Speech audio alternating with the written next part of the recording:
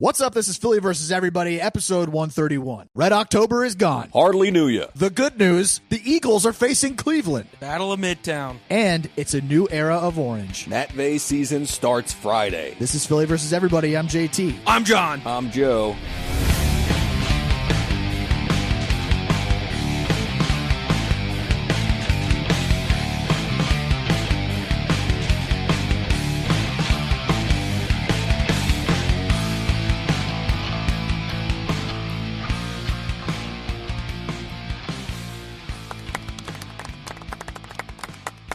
All right, ladies and gentlemen, welcome back to Philly versus Everybody. We're coming to you live after the Philadelphia Phillies blew it in Game 4 against the Mets and lost the NLDS. Folks. Currently not doing great.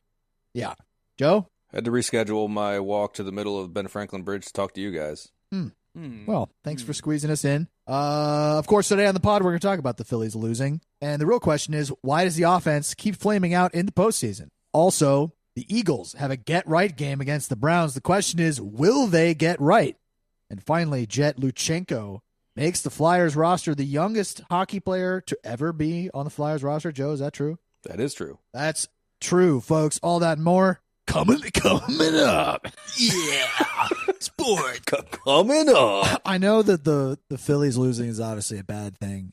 But there's a sense of relief that I feel like I don't have to be all fucking... Like, that game was literally... torture. This entire series was literally torture because to watch. Fucking nothing on offense. It was so annoying. I saw a quote from Real Mewtwo. He's like, "We worked our walks." Okay, great. What did that lead to? Nothing.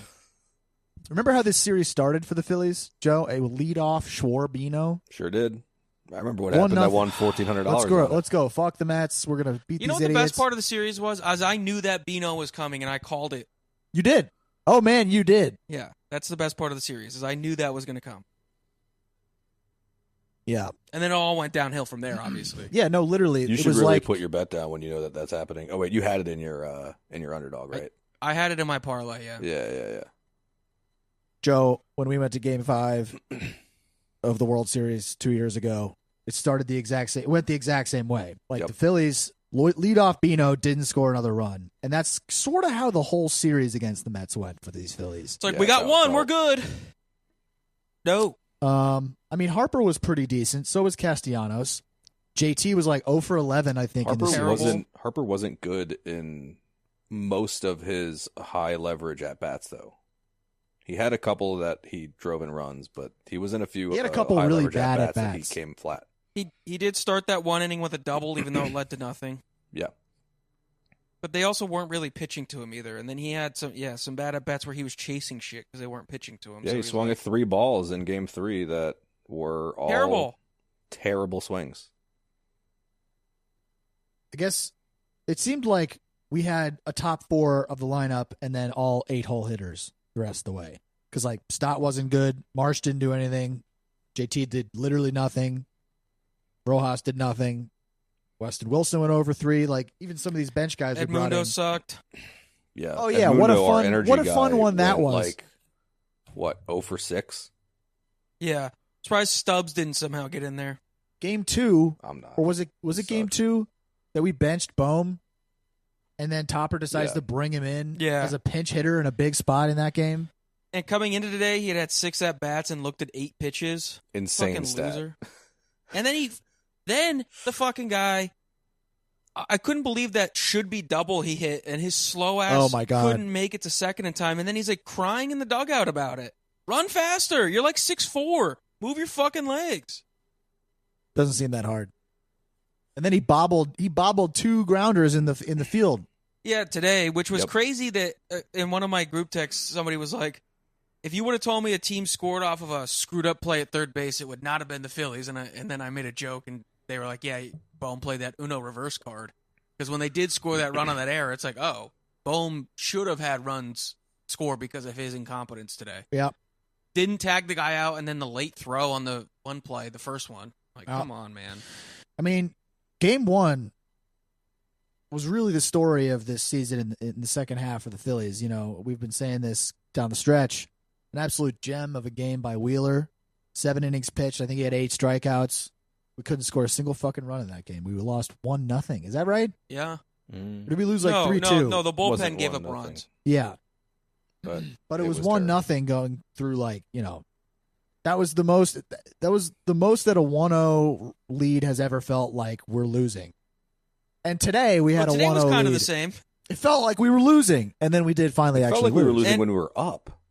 And like everybody's worry, and with reason, but like Ranger's been bad, and of course Ranger comes out and is just like, no, I'm still good. He's like, no, I got 7 Ks. He did it the hard what a way. shame that he had such a great game. In 3 innings. They take him out and we blow it. What, Joe? I said he did it the hard way in like 3, and he loaded the bases and like got in jams and just kept striking guys out. He's which, like, you no, know, I like great. really high pressure pitches. He's like, what was it, 4 and 1/3 or 4 2/3 with no earned runs and like 5 hits, 8 strikeouts. It's a crazy line. At least we still got Ranger for the future. Yeah. Yeah, I mean, Rangers, obviously, he has ice in his veins. It's just crazy how the offense...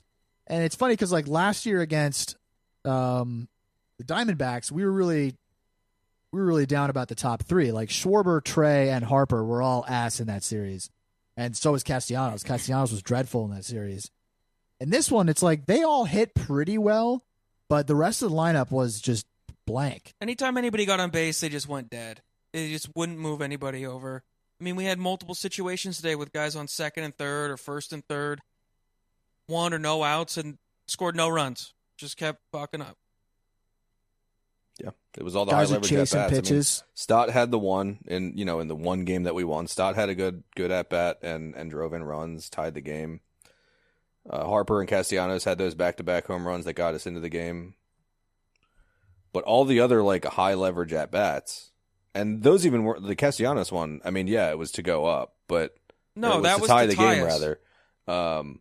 But like high leverage, we mean obviously like 1 out, no outs, bases loaded, 2 on, 1 in scoring position. Those types of at bats, we came up flat regardless of who it was in the lineup. Right, and most of them Bohm was at the comes beginning up, of the lineup. swings at first pitch, and pops it out to the third baseman. Yeah. Terrible.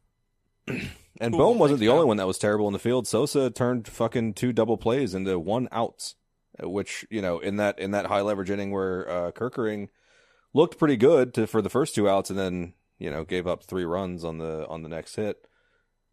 You get out of the inning if Sosa doesn't bobble that ball to second when he throws home, because JT has time to throw to first to get 2 outs, and then the next play was a fly out. So, you know, there's plenty of blame to go around, but offense is the biggest part. They just stunk. Except for the starting pitchers, they just Yes. And what's crazy is, like, baseball's streaky, right? The Mets got really hot, and we got really cold. And this is the thing. It feels like we got absolutely smushed in this series, I think, more than we really did, because obviously this is such a disappointing loss for us. But we were in that series pretty much the whole time. Like, all these games have been very close, mostly competitive, that we've just lost because, you know, we give up a grand slam. And that was brutal, too. He just like, what are you keeping Hoffman in there for? You see he can't get anybody out. They had 1 out. Yeah, right? that was crazy. He walked the bases loaded, right? Yeah, and then you bring in the guy Estevez, and then it's like, yeah, he gives up a grand slam, but like, come on, Hoffman looked like shit the whole playoffs. Yeah. He looked like shit tonight. He couldn't throw a strike for a couple of those pitches. No, I mean, he he got couldn't us throw a strike. out of the jam when Ranger came out with 2 on, but yeah, it doesn't make sense to put him back out in the next inning. Here's the problem.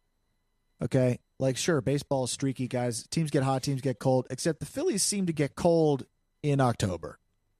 Right? Except for the one time. 2022, we got super hot in September to make the postseason, and then we continued to stay hot through October, made the World Series, and then went ice cold. Last year, we were like pretty good going into the postseason, and then went cold in the NLCS. And this year, like, obviously we had that great start to the season, but it really seemed like we kind of peaked in July. Yeah, I think they went 50 and 48 down the stretch or something like that. I saw like after the All-Star break. I can't remember exactly, but they were basically 500. Yeah, mostly coasted the last like 3 months of the season, and then, you know, got beat by a hotter team, a better team, I guess, in the postseason. So I guess the real question is, like, what's the common thread? Why does this keep happening? Why does Red October keep turning into the Red Wedding?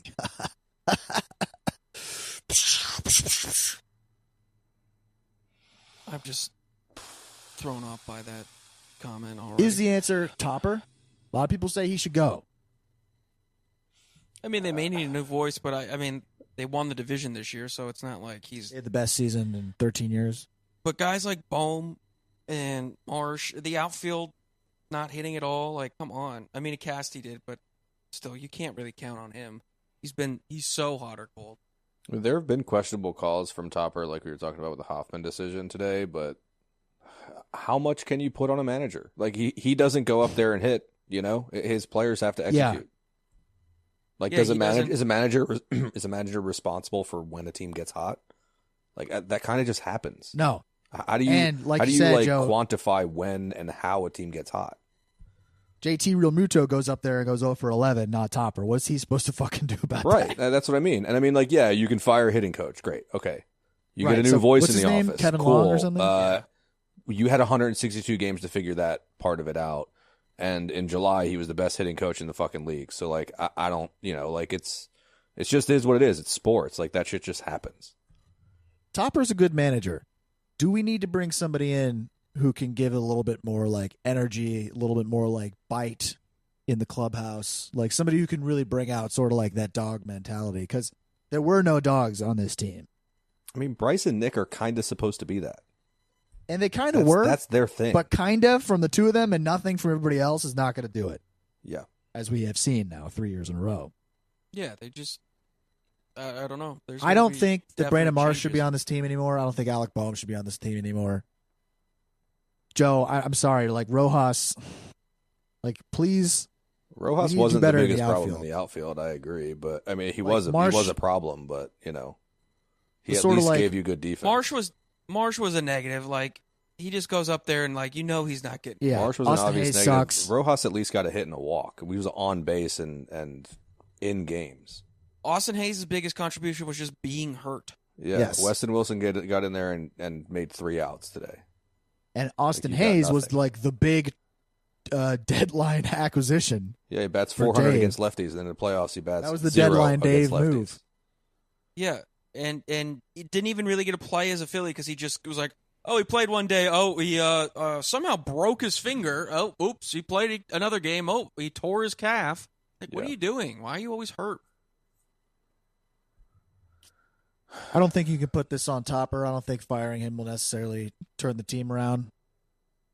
But yeah, I hope that Dave is able to take a look at some of the deficiencies, perhaps in personnel. Like, the outfield, as you said, John, can't be as bad as it is.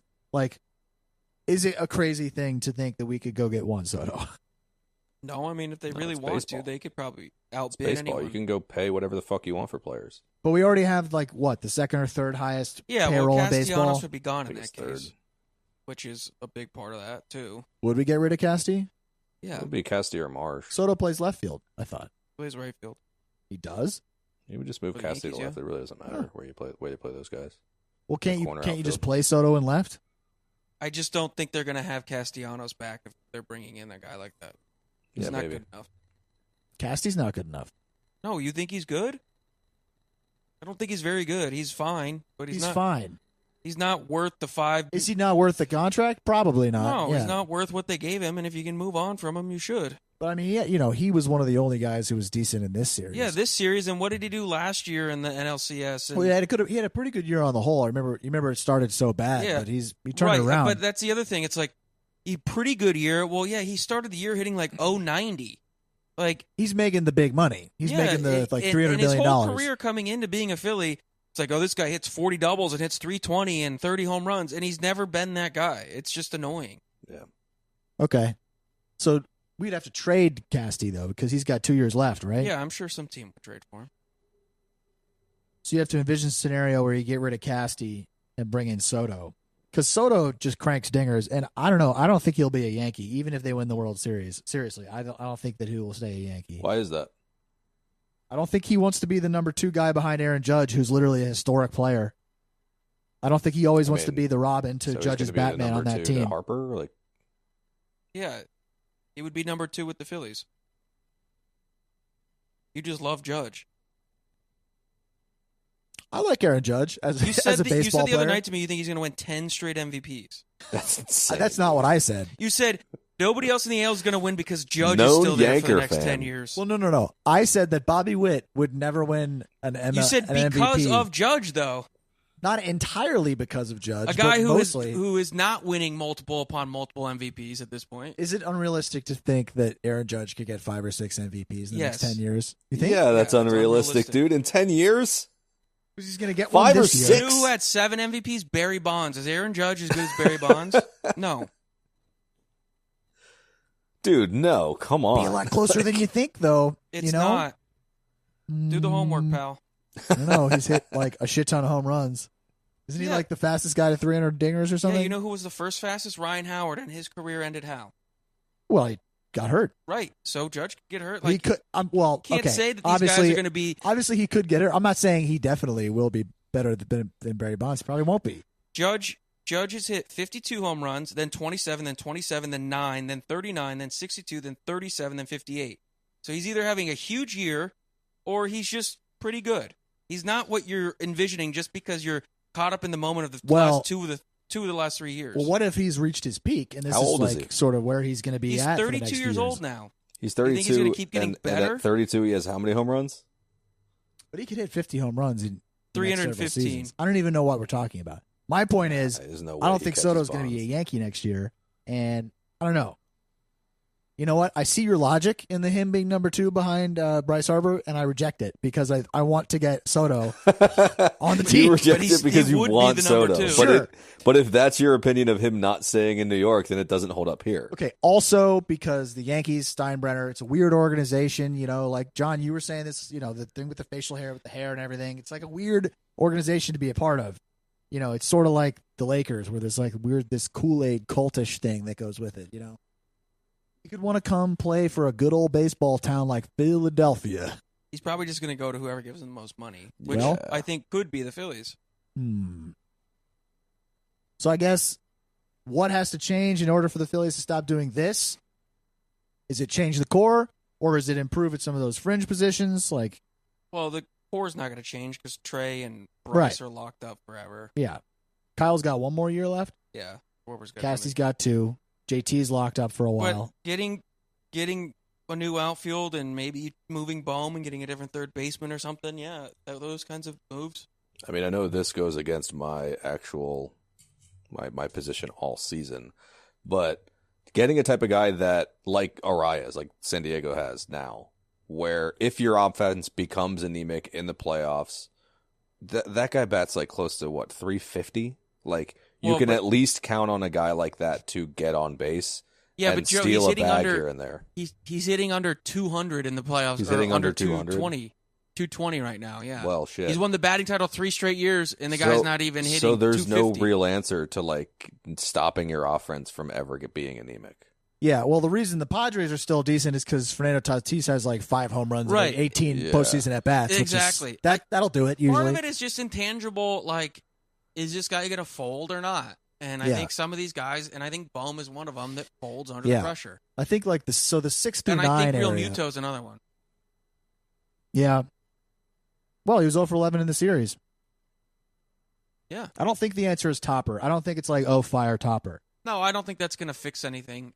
I mean, it may, like, I think that's just knee jerk. I could see firing the hitting coach because they talked about how, we're going to make adjustments, and they didn't make adjustments. They were chasing shit out of the zone, being way too aggressive, playing hero ball, doing all the shit that they normally do. Like today of all days, the day we're eliminated from the playoffs, all fans want to like come for every single player's neck when it comes to like, we need this guy off the roster, we need to replace whoever. Do we really think that the players that are on this roster, we don't have enough talent on offense to win a World Series? Like, is that what we really think? Because I don't think No, No. They do, but like I said, I think some of it, the intangibles aren't there. I don't think Bohm is ever going to come up big. So you don't think that it's just like I mean, look at last year's World Series. Like the Texas Rangers didn't even make the playoffs, and neither did the Diamondbacks. And it was just like, you don't think it's a lot of the times just luck that a team gets hot at the right time? No, I think that is part of it. But the Phillies for 3 straight years have been in the thick of it. They haven't lucked. We have been into it unlucky. like the Rangers, and we've got the same core group of guys come up small on offense all 3 years. And it's very specific. It's the offense. Yeah. I mean, I guess my way of looking at it is more so like if there's no answer to figure out the luck side of it, then the only thing you can do is get enough guys that are experienced in the playoffs and hope that they figure it out. Because guys that don't have experience in the playoffs, like the Diamondbacks and Texas Rangers, they went on to the World Series, but neither one of them are back this year because those guys didn't have a ton of playoff experience. Because they got hot at the right time, and they weren't very good teams. The Phillies, like you said, are a very good team. It just, I don't think mentally some of those guys can handle it once they get there. The 162-game marathon they can handle because that's every day. It's just, today's May 3rd. Cool. What's the big deal? But when you're truncated into such a small pressure-packed situation and you know the lights are on you and you know you're on national TV for everybody to see, like, yeah, baseball does have it. This is not to feed into like the Braves fans' stupid argument of like the break is bad for baseball for like bye weeks, but baseball does have like maybe the biggest problem of the NBA too, and a little bit hockey too, but 162 game season, baseball has a big problem of like, hey, today doesn't matter for like literally 4 months. Like it kind of matters, but barely. And then it ramps all the way the fuck up when the playoffs start. For some teams, it ramps up in like September. But for the rest of the playoff teams, it doesn't. It doesn't ramp up until the playoffs start. So like, I don't know. You can't fix that problem, right? Like how do you, I guess maybe that is management, right? Like how do you incentivize your players to ramp up before the playoffs start so that they're ready and right, hot it's like when, a mentality when it starts. attitude thing. Well, I forget who tweeted it, but somebody made a point of like, you could say Topper got way too casual with like games during the season when things were pretty much wrapped up. Like, no, even though this is a big moment, we're not going to pinch hit Bryce. This is his rest day. What's one at bat really going to do? Like, right. This is the guy you need hitting here. You don't need David Dahl up there, or whoever the fuck it might be, you know? Like those sorts of things, like to just keep them sharp, keep them in those high pressure moments, and keep them like ready to go. Because there were plenty of times like, well, we didn't hit him today because it was his rest day. It's like, okay, he rested for 8 innings. I think he can play one at bat. So the idea is maybe like, yeah, play your important guys, but when you rest them, make them hit in high leverage situations so that it's not new to them for the playoffs. Well, yeah, just don't coast so much. Like, don't be so dogmatic that like it's his day off, he cannot play. Yeah, it's like you still want to win the game, right? Like, I think that the identity of the team is probably more aggressive than Topper's sort of natural inclination. So by getting somebody in there who maybe matches the vibe of the team, whatever word you want to use, who's a little more aggressive, in those situations, a little more pedal down. Not all the time. The whole season's a grind. But I don't know. I think the problem is that we just don't have grinders. Like Alec Boehm's not a grinder. I personally don't think Bryson Stott is. We know Rojas is not. Like you can't. I don't know. Stott was that last year. I'm not trying to make it specifically about Rojas. It's not like a Rojas attack, but it kind of is. Like you can't take yourself seriously as like a World Series contender if you're trying Johan Rojas, who's like a lifetime like 130 postseason batter, and he's got enough reps now. You can't. Yeah, he's played in 3 straight postseasons. Okay. Not every if at you bat. listen to I know the broadcast was terrible, but if you listen to the broadcast in Game 1, Rojas finished the season with about 245 average, and in the postseason, that is league average. In the postseason, he's like 130. It might even be lower than that. There were 3 and there players are enough in the Mets ABs lineup now, that were batting under 110. There are enough ABs now where it's not a sample size thing. You can't say, "Oh, we got to give this guy time." We need somebody who's going to come up, maybe not necessarily 9th, but somebody's going to come up 6th or 7th or 8th who's going to get a fucking hit when they need it, because that's what we didn't get so much last year or the year before. Need a guy to come up and give us a hit instead of Alec Boehm popping up on the first pitch. Yeah, that shit's so annoying. When he pinch hit and then just immediately popped out. Marsh just watching strikes go by and be like, I guess I struck out again. What the fuck? Didn't put enough water in his hair. Yeah, sick. I mean, look, talent aside, the Phillies deserve to lose to the Mets the way that they did. Because we played them in a 4-game series in the regular season, and we didn't take that fucking series seriously because we were going to make the playoffs anyway. But if you literally won more of those games, you don't even play the Mets in the playoffs.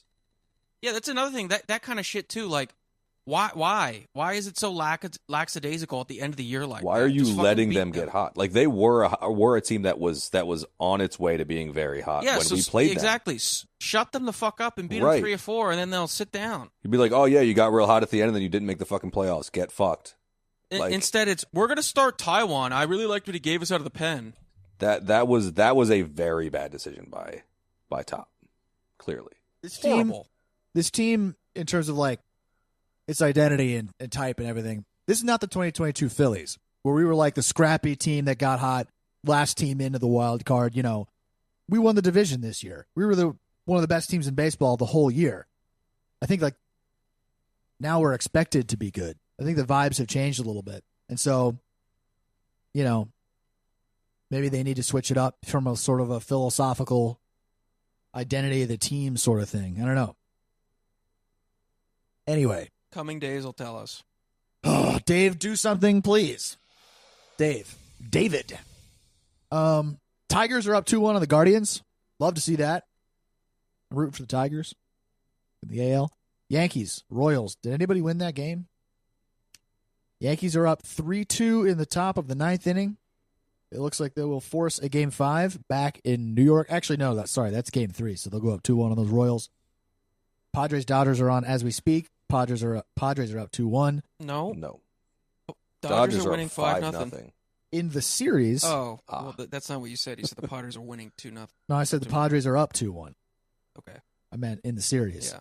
Yes, they are. Because before that was what I said as well. About Dodgers the Tigers, are about Guardians. to do what the Phillies couldn't and force a 5th game. Mm-hmm.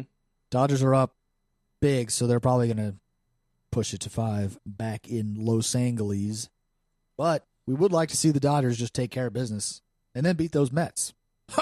I don't want the Dodgers to win. Fuck that. No, fuck that. We're rooting for the Padres the rest of the way in the NL. Chief, shout out LBM, hashtag Large Balls Matt. Yeah, it's a Pods podcast for the next couple weeks. Yeah, I've always liked those guys. You know what I mean? I mean, this is their World Series after all, right? Yeah, this is their World Series. But now they have to beat the Mets, or we're going to hate ourselves even more. Also, to anybody who is like, I knew this would happen. See, I told you, like, this team sucked the whole second half of the year. They're playing 500 ball. You know, you're an idiot if you ever thought they were going to make the World Series. Fuck you. Eat my ass. Fuck yourself. Fuck yourself. I'd rather have faith in my team. I'd rather believe in my team than be right. Ignore JT's tweets, though. What tweets? Your tweets were not having any faith in the team. I mean, this is specifically the during the dissonance game of being a fan. Is you can be critical and be like, this team is playing like shit, but also I think they're going to win because I believe in them. I am happy that you've come to the side that Negadelphians are literally the most annoying people in the city. No, it's stupid. I was just the attitude of like hedging so that you're like not disappointed when we lose because I thought they'd lose in the NLDS. It's fucking shit. I knew they weren't the best team in the NL. It's like, come on. It's like cool. Then why do you attitude? Great. Oh, cool, dude. Can I get your autograph? You were right. Wow, yeah. Cool, man. Fuck yourself. They'd rather be right asshole, and protect bitch. their emotions than put their faith in any team. Like they act as if like, oh yeah, good teams don't lose every year. Like only we have a couple chips. Wins. Chill the fuck out. It's a disappointing end to the season for every single franchise except one. 30-odd teams try to win every fucking year. This whole narrative, like, welcome to Philadelphia, where we choke away opportunities. It's like, yeah. So, how do you think Bengals fans feel? Yeah, even the White Sox tried to win. How do you think Browns Bengals fans feel? How do you think Cowboys fans feel? How do you think Dolphins fans feel? How do you think goddamn Padres fans feel? They're like, we have Manny Machado and Fernando Tatis, so we just got this guy who's playing like shit. And they had Soto. God damn it. Yeah, they had Soto, those bastards. Anyway, fuck those people. That's annoying. Let's talk about the Eagles, because, folks, if there's one thing to bring us out of our Phil's depression, it kind of needs to happen. It's a nice ass whooping of Deshaun Watson, who is still the quarterback for the Cleveland Browns. Yeah, if the Eagles lose to the Browns, I'm going to start testing how terminal velocity works. Gonna scope out the edges for of so many buildings reasons. The Eagles need to at least beat the Browns this weekend. No, I need them to beat them, and I need like Deshaun to throw like 4 picks. Yeah. If all of A.J. Brown, Devontae Smith, and Lane Johnson are back, we need to win by like 30 points Yeah, I can agree in order with for that. me to be Yes. satisfied. Now the 'Cause this Browns isn't have a just good about- defense. This isn't just about beating the They Browns. had a good defense last year. This is coming out of the bye. 2-2. Obviously, the Eagles have been pretty mid. And the Browns stink. They're really not good. Yeah. They So, haven't scored 20 points. and like last week, right? We didn't have fucking A.J. Brown, Devontae Smith, Lane Johnson went out hurt. So if for anybody who's like, oh, we get those guys back, we're good. This is that game where it's like, okay. Or are we going to get some more of this weird play calling where like Saquon Barkley doesn't touch the ball the whole first quarter? How is that possible? Well, we only ran 9 plays. Well, you only ran 9 plays, dumbass. Because you didn't get a fucking first down. suck. Yeah. If the very first play of the game is not an inside zone handoff to Saquon Barkley, then we're going to lose. I'm just it's a guaranteed Watch loss. the first play of the game be like some like 68-yard touchdown to AJ, and you're like, we're still going to lose. It wasn't a handoff. Well, no, just every drive that starts 2nd and 10 because of an incomplete pass on first down makes me want to fucking kill myself. 3rd and Yes. 7. That was like the biggest So- thing with Steichen's offense was on first down we were always getting yards. So second down was easier. And you Right. would always get positive yards on second down. So third down was easier. And that would make fourth down, if we had to go for it, close enough that we can do the tush push. Dude. It's the whole offense. Meanwhile, Nick's like, can I run that 4 times? Nick's like, this voodoo charm that I have told me we have to kick a field goal. Yeah. Nick, it's 3rd down. He's literally shaking a fucking magic 8-ball every time he has a fourth down decision. Should I go for it? Not And likely. and- It Answer says unclear, yes ask on again every later. fucking Yeah. side. He's like, fuck it, we're going. It says yes on every fucking Oh my side, God, and the one that's time he kicks the hilarious. field goal, he didn't look at it. Nick Sirianni using an 8-ball, magic 8-ball. That's hilarious. I mean, I think we'll beat them. I could see him doing that, and he'd have some stupid anecdote like, my son gave me this. Be like, good luck, Daddy, and I've been using it ever since, and we've won every game I've used it. It's dumb. Could you imagine if a camera cut to Nick Sirianni shaking a magic 8-ball? That would be. I mean, I'd fucking hate myself, but that would be the funniest shit in the world. Yeah, I gotta check It'd be with my. hilarious. I gotta check with my analytics guy. He like drops it, it breaks. Fuck. That's how the collab started last I don't know year. what to do. Yeah. They got him a new one, but it didn't work the same way. The magic was gone. Yeah. Like Big Dom Nick had to, Sirianni Big is Dom a had to good find him coach. one with an Italian flag on it. Nick Sirianni is a good coach. Has relied on this magic 8-ball his entire career, and now he broke it, and it's over. Yeah. He's gonna be exposed as It's fraud. like Mike wearing the sneakers, but Yeah. his was the Yeah. magic 8-ball. Yeah. Oh, that's good. Stupid. Oh, we got it. It sounds like we got it, folks. Well, if we get right against these Browns, we're going to do it without Devin White, who was cut from the team. Boy, he played so many regular season games. Man, Man. what a loss. Let's look back on all those memories we have of Devin White as an Eagle. Wow, that's it. With nothing. A whole lot of nothing. He retweeted Jalen getting strip sacked by the Bucks mid-game and then liked the tweet instead. Oh, I saw that. Yeah. Well, I mean, these guys have feelings too. Yeah, but we were playing them and he was an Eagle. Mr. I know. Well, Accountability he was was pissed. unwilling to play special teams. Right, yeah, the Mr. accountability Accountability was unwilling to stick around with his team and try to make them better all season. I think that we will get right. I think that we will win this game. I think that we will look good. Question is the defense. Luckily, the thing is, it's like the defense is really just sort of like a joint practice session for them because the Browns cannot move the ball. Deshaun Watson is inept. And the crazy thing is, this has been finally the narrative on, the shows and everything of the last week. It's been should the Browns move on from Deshaun Watson? And it seems very clear the organization's answer to that question is no. Yeah, the owner's like, no, I put a lot of money into this rapist. Right. That's what Jasper's been saying. You got to ride with this guy and expose him so that there's just no question that the reason you suck is because Deshaun Watson sucks. Yeah, That Joe, is a good Jasper's point. Yeah, I gotta Jasper's agree. Put it all on him. Officially out on Deshaun. Yeah, big developments. The coward, Jasper the Friendly Ghost would not come on the podcast. Jasper the Yet Cowardly again. Ghost. Not that I really tried to get him on, but he's he- like, there's no way. There's no way. He's like, fuck the Browns, man. Fuck them. As long as we're playing that guy, fuck him. And I know Jasper's still... listening, so Jasper, if the Browns do win, which they won't, you have to come on the pod next week. That is non-negotiable. He said when the Browns make the Super Bowl. So never. Just like he's Luis Arias hitting 208, it showed.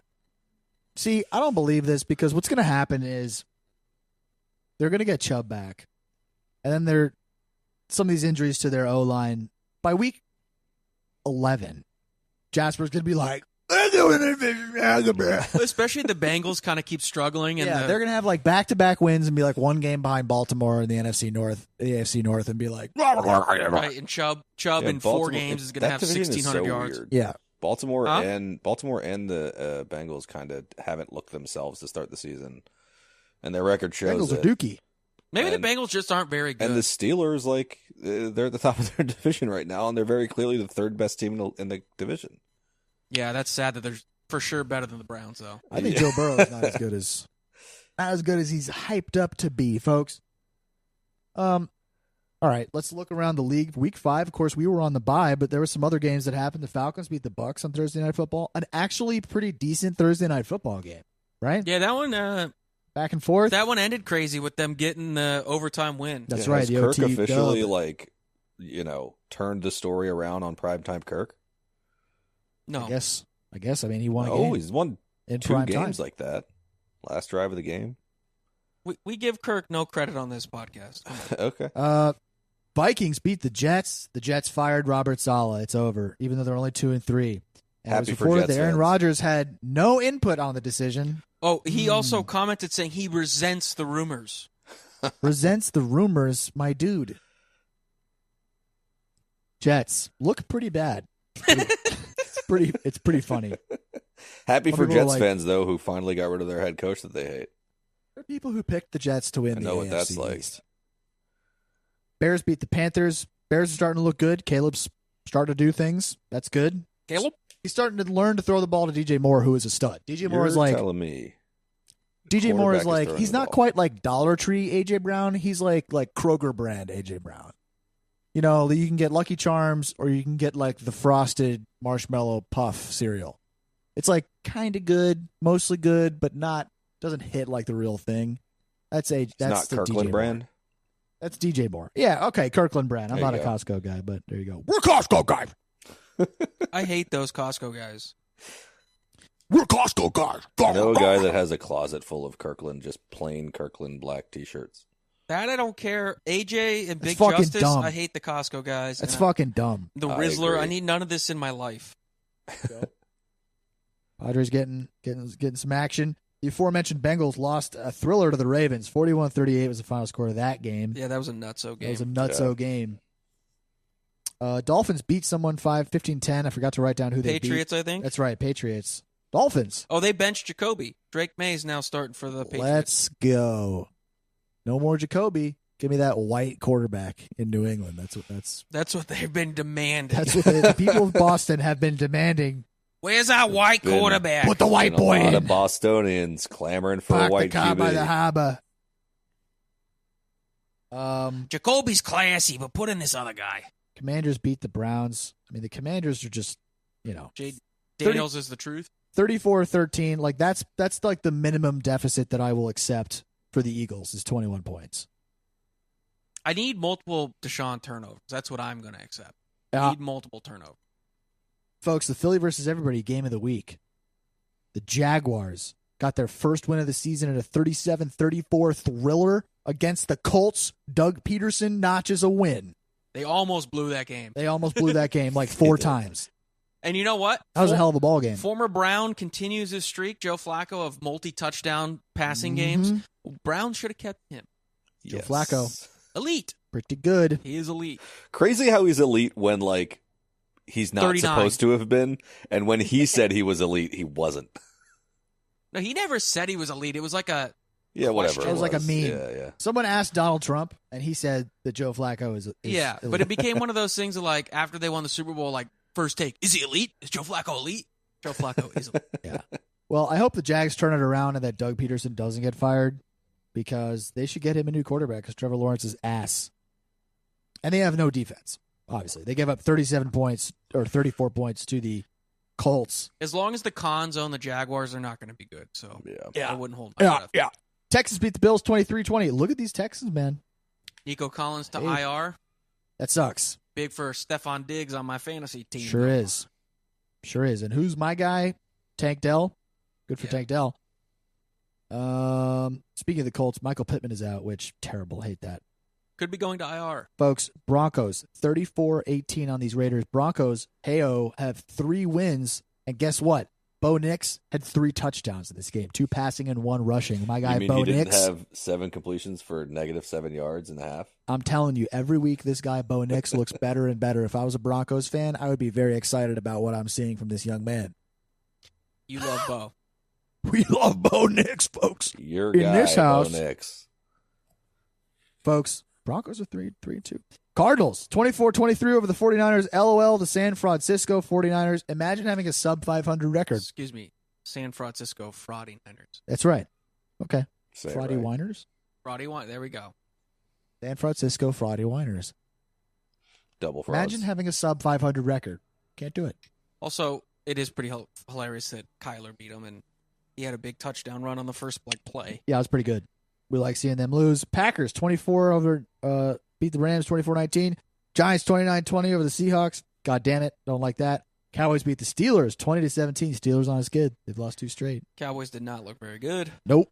Cowboys look donkey ass. And the Chiefs beat the Saints 26-13 on Monday Night Football. Derek Carr out. Spencer Rattler starting at quarterback. So Love to see it. we'll see what happens with that. Let's do a basketball interlude. Boop, boop, boop, boop, boop, boop, boop, boop. NBA action. Basketball. Gimme the ball. I'm gonna dunk it.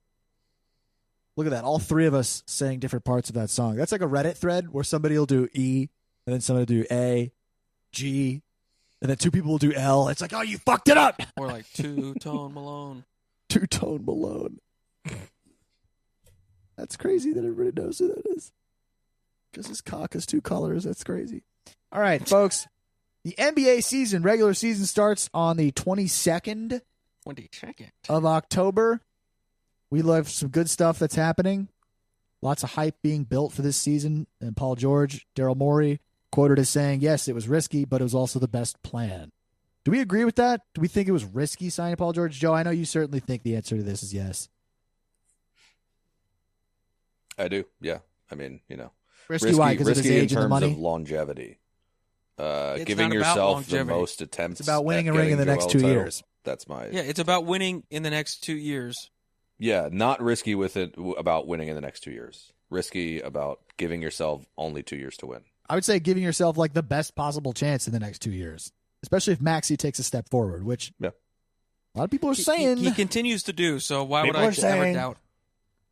Many are saying. Many people. Folks, goddamn. Speaking of the elections, right around the corner, man. Right? Isn't it a month away? Yep. Yeah, it is. 20 odd days. We're not going to give you our predictions yet, but we will be doing our live predictions.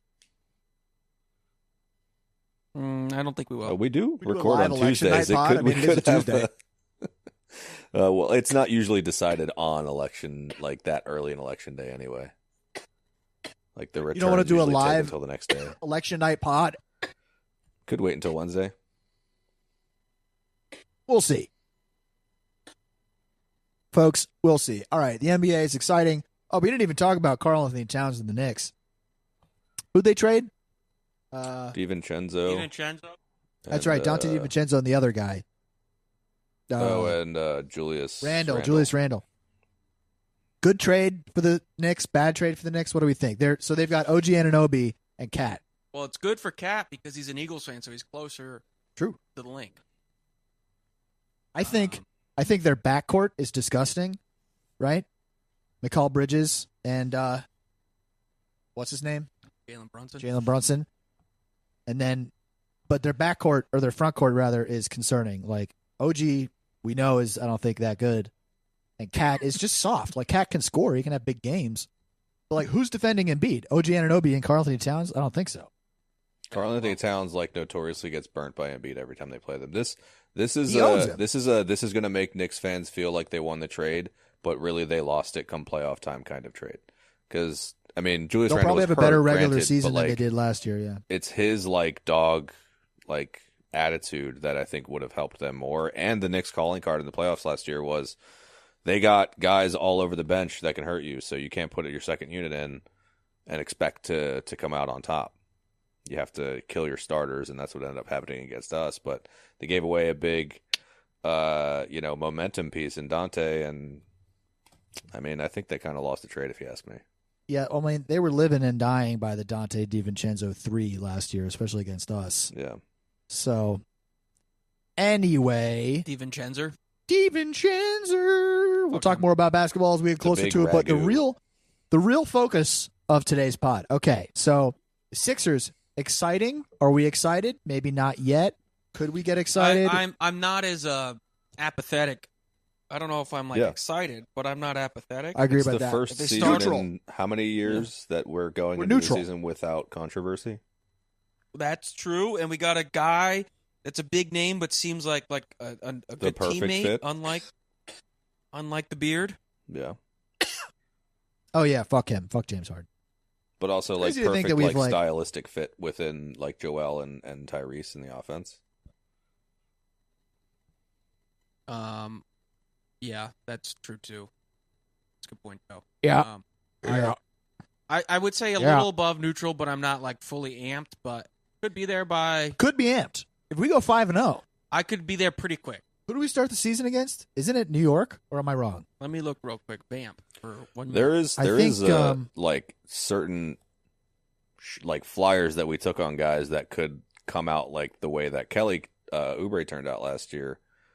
Like Yabusele, who looked really good in their first game. I know they were playing against fucking New Zealand. Oh, right. I forgot we had him. Yabusele looked really fucking good. Jared McCain made pretty much all his shots. He looked really good too. And if those guys can come out and be like legitimate role players and play solid minutes, you have a lot more hope going into the season. Here's the thing. The Sixers, from a depth perspective, have always suffered at the backup center position and backup point guard. Yep. So if Jared McCain can really step into that number 2 point guard position when Maxi's off the bench, then that'll be huge. And we know Andre Drummond can handle those off Embiid minutes. Yep. Like when you would look at whatever our offensive and defensive efficiency stats, all this shit, it would go off a fucking cliff when Embiid would go off the floor. I think we start with the Bucks. Yeah, that sounds right. Wednesday the 23rd. It's a 4:30 ESPN game. Yeah, that sounds right. That sounds like a 4:30 Pacific. That sounds like a regular season. I mean, we can get a lot out of Maxey and Embiid, and now Paul George. So it's just going to be about Who was the other guy? I forgot. They just who's able to round us out. Was it Reggie Jackson they got? Yeah, Reggie. I mean, they brought back Kyle too at point guard. Yeah, but I saw Reggie had like 8 minutes the other day in that New Zealand game. It was like 5 for 5. It was coming out hot. No, I didn't. New Zealand game. Oh, yeah. We got more sheep than people. New Zealand does. Oh, sheeps. Yeah, I thought you said ships. I couldn't understand. We got more sheep than people. Who's that guy on our softball team? Aiden. All right, but so here's the thing: the Phillies have just joined the pantheon of. They've joined the grand Philadelphia sports tradition of letting us down year after year. So just like the Eagles, just like the Sixers. Yeah, Reggie Jackson played 9 minutes and had 15 points. Hell yeah, nice. That sounds pretty good to me.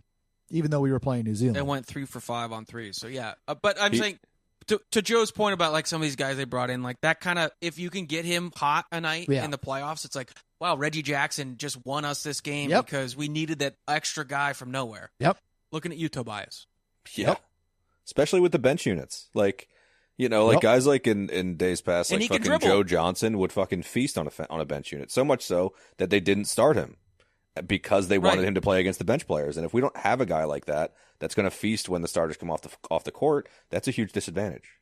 And he's a guy. Kyle Lowry's a guy. Maxey's obviously a guy. We got some guys. They can dribble.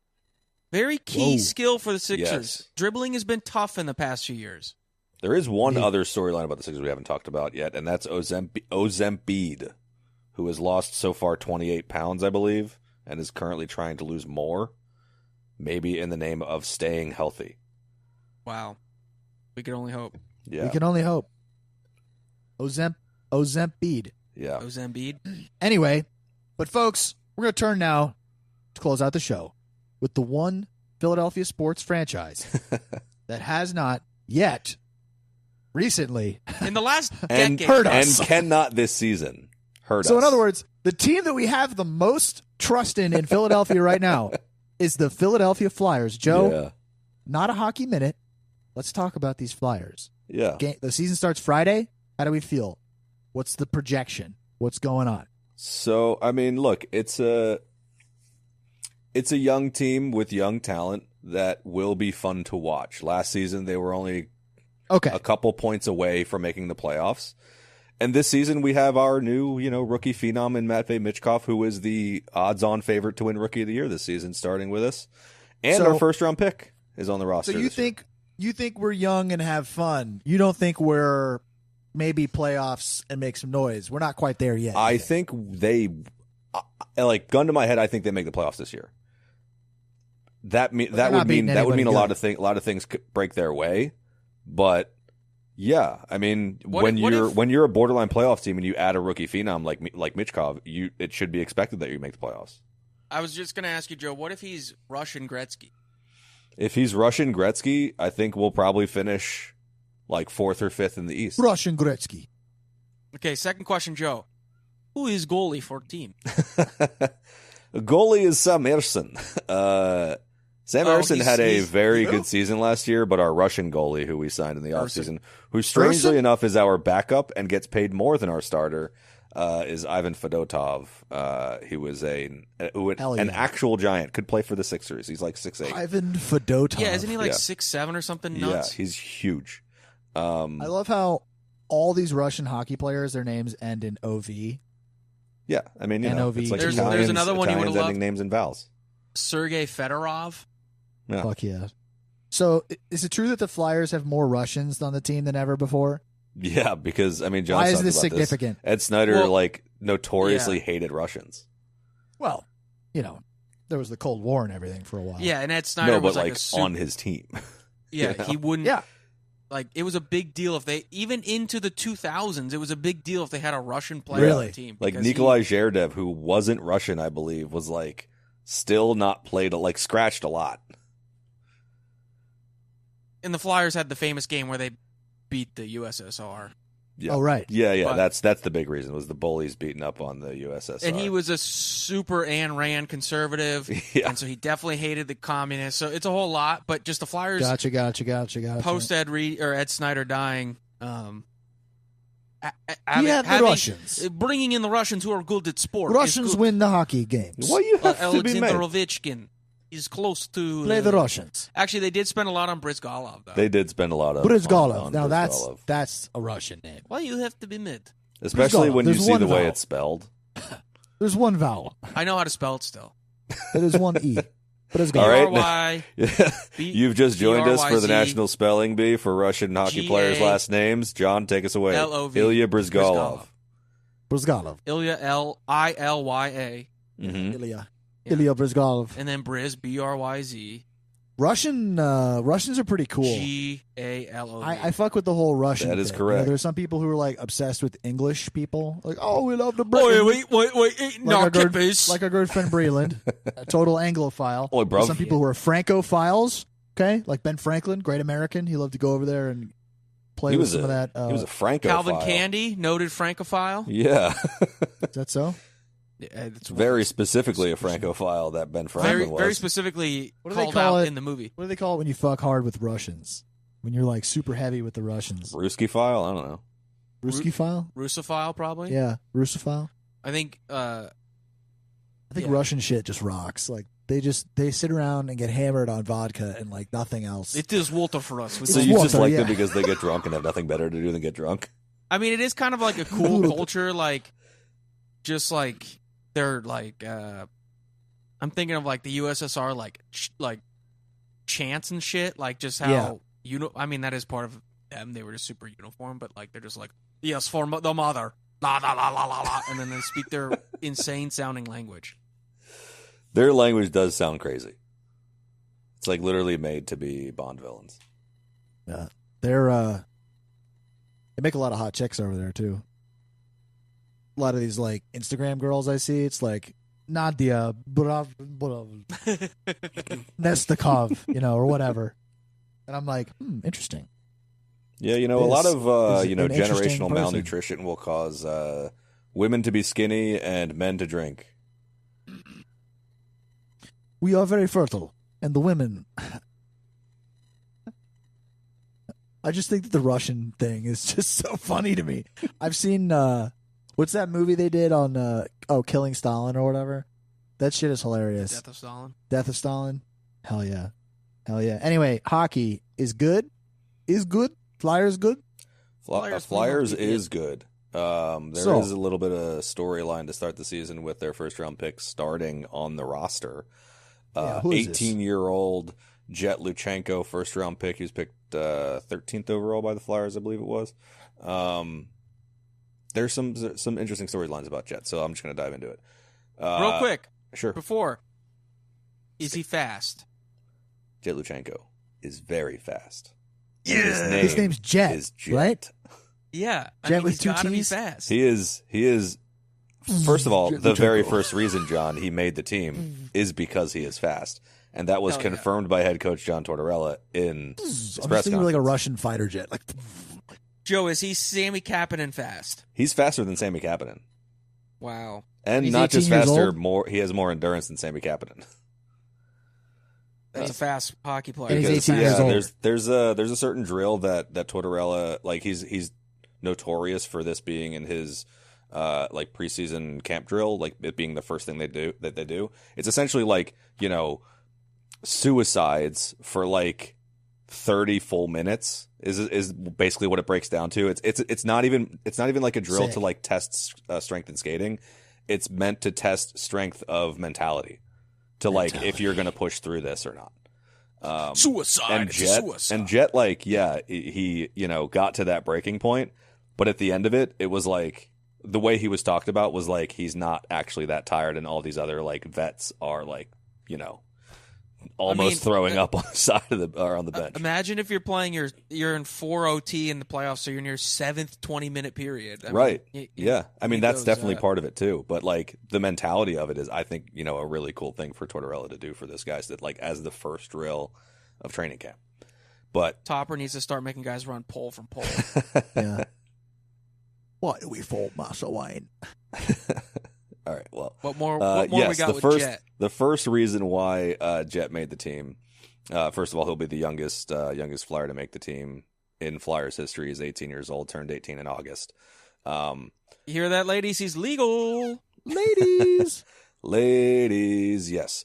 And the first reason he made the team was because of his speed, like we said. Tortorella in a press conference said he didn't exactly say this, but he alluded to because of our lack of speed at center, specifically with Couturier, who is a very good player, but for whatever reason, Tortorella seems to fucking hate him because he's just not that fast. Jet Luchenko is getting this chance because he likes speed up the middle. Hates the captain. Yeah. I can't explain it. Like, Coots is like a 2-time Selke winner and like one of the hardest working Flyers to ever play for the team, but Tortorella hates him for some reason. Who was the first youngest Flyer? First youngest Flyer is Luchenko. Are you asking for the next youngest Flyer? Before Luchenko. Well, Michkov is 19, I think, or 20. No, I'm saying that the record of being the youngest Flyer to be on the team, it was Couturier because he was like 19. Oh yeah. Couturier was really young when he started too.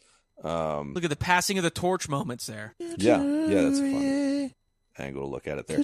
Yeah, the other reason, which is not being discussed, and I think may not play like a huge part in it, but I think is an element that is going underappreciated for Jet making this team. Gotcha. Some people on this podcast, I will say, because I know John kind of knows this story, but maybe not totally. But the Cutter Gauthier situation, William Gauthier, we call him, Quitter Gauthier.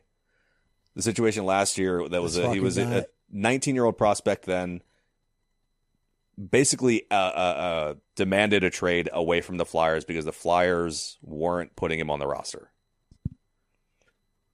He ended up getting that trade. We ended up getting Jamie Drysdale, who's a decent defender and will have like top end potential, but Cutter Gauthier is also top 5 in Rookie of the Year candidates this year. So we lost a big piece just because he decided he didn't want to play for the fucking Flyers. The rumor swirling around that when his blades are dull is that Cutter believes that the Flyers organization has a bad habit of overcooking their prospects, which, yeah, that's a fucking problem. JT, imagine you are a first-round draft pick in the NHL, and you're drafted by a team that has a tendency to overcook their prospects, meaning instead of reaching the NHL in year 1 or year 2 or year 3, you're probably not going to see the NHL until year 4 or 5 or 6. That would be a big problem, wouldn't you think? Could be. If you're an NHL prospect getting drafted in the top end of the first round, that's a big fucking problem. Because that means you're not making NHL money as soon as you can. Also means like any player who's getting drafted in the first round thinks they're good enough to play in the NHL. So that's a big problem from the front office. I think part of this move to keep Lachenko on the roster is a message to their current and future prospects that they will get their chance on the NHL roster when the Flyers think they're ready, that they're not overcooking players. Joe's thinking in 4D here. Yeah. 40 Joe chess. Yeah. It could be. I mean, it could be like, hey, fuck you, loser in Anaheim. I hope you fucking and that's dull skates. That's certainly an element of it too. It's not just what I said. It's exactly what you said. Fuck Cutter Gauthier. Fuck quitter Gauthier. You weren't ready. You're not going to beat Michkov for Rookie of the Year this year. We wanted you with us, but because you had to fucking throw a hissy fit last year, that's all your fault. That's not on us. My parting Flyers pieces, I need Michkov to have like 80 goals this year. I need something insane. He's not going to have 80 goals. I need some bonkers shit where he's really just like he could get Kovalchuk. Close to 80 points. I need him to be like Kovalchuk 2.0. Joe, Kovalchuk when is the first Flyers game? Say again? Friday. When is the first Flyers game? Friday. Who are we playing? In Vancouver. The Canucks. We're playing the Canucks? Yeah. That's their equivalent to being called the Phillies. Yeah. It's also like the Canadiens. Phillies. The Canadiens too, yeah. Well, we're going to wrap this up. Also kind of the Maple Leafs. I mean, that's like their thing. Yeah. They do like losing over there. Yeah, but people don't call them Maple Leafs. You know what I mean? Like, nobody calls a Canadian a Maple Leaf. No, yeah, you're right. Oh, we're just that's totally the wrong country. You know what's crazy is that we're going to come to you in a week, and even though we're still going to be depressed about the Phillies losing again and letting us down and joining the grand tradition of Philly sports letdowns. JT and I will have won a collective $10 from Jasper. That's right. Browns-Eagles bets. That's right. I thought he was done with the Browns. Is he still making that bet? I'll get it on that. This is the last bet he said he'll make on the Browns because it's the Eagles. And it will only can I get it on that, Jasper? You got to text him. You got to text him. Only he will max out at $5. And folks, I don't know what else will have happened by then. There will be hockey to talk about. I guess we'll cover the baseball playoffs. It's just bad. You know, it's just bad. It's a bad. It's going to be a lot of Eagles talk next week. Hopefully good, though. Oh, good stuff. Yeah, hopefully good stuff. Yeah, but it fucking better be good stuff next week. Remember, it used to be like Phil's good, Eagles bad, Flyers bad, Sixers good. Gotta bring that back. The heat check. Yeah. Union. Who cares? Phil's don't know him. Union. Play for Chester. Union. What the fuck? Yeah, the Chester Union. Chester Union. All right, folks. Bye.